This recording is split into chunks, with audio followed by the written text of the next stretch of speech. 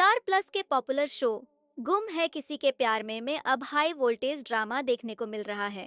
Episode की शुरुआत होती है लक्ष्मी के मुक्ता और उनके बच्चों पर तंज कसने से, लेकिन ओमी लक्ष्मी को रोक देता है। इसी बीच भूषण प्रधान ओमी से विदा लेने की बात करता है। ओमी उससे कहता है कि वो उसकी उम्मीद न तोड़े और रात तक जवाब दे, लेकिन भूषण साफ कह देता है कि इस रिश्ते की बात पक्की हो चुकी है। नील मुक्ता से मोहित की रस्म के बारे में पूछता है।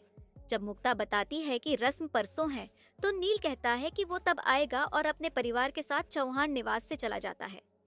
इधर सतीश तेजू से सवाल करता है कि वो बाहर क्यों आई। तेजू बताती है कि जूही प्रधान परिवार के सामने आने से डर रही थी, इसलिए वो उसके साथ आई। लेकिन सतीश और लक्ष्मी दोनों तेजू को डांटते हैं।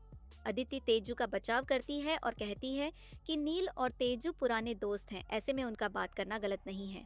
ये सुनकर सतीश लक्ष्मी को कहता है कि अगर उसने अदिति को नहीं रोका तो वो खुद उससे सबक सिखाएगा। तेजू इसका विरोध करती है, लेकिन सतीश फिर भी अपनी बात पर अड़ा रहता है। इस बीच मुक्ता सतीश से भिड़ जाती है और कहती है कि तेजू ने ऐसा क्या गलत कर दिया। नील और तेजू पहले से एक दूसरे को जानते हैं, तो फिर बात करने में क्या दिक्कत है। सतीश तेजू से पूछता है कि वो नील को कैसे जानती है। इस पर तेजू बताती है कि उनकी पहली मुलाकात त्रियंबक में हुई थी और फिर नील उनके घर आया था। लेकिन सतीश इस पर भी तंज कसता है। बात बढ़ते बढ़ते मुक्ता और लक्ष्मी की भी बहस हो जाती है।